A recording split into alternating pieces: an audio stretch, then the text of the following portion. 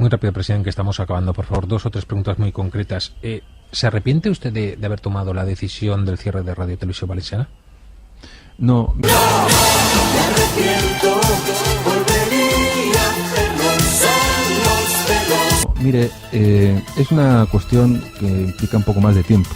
Mire, nosotros no queríamos cerrar Radio Televisión Valenciana. Quisimos hacer un ERE, porque 1.800 trabajadores no eran sostenibles dentro de una situación que teníamos que ajustar el gasto de la administración. Y propusimos el hacer una televisión que costara la mitad, 70 millones en vez de los 140 millones que costaba. Y tanto los trabajadores como los grupos de la oposición se opusieron. Yo pregunto, aquí en esta casa, en los medios de comunicación privados, en todos ha habido ERES, en todos.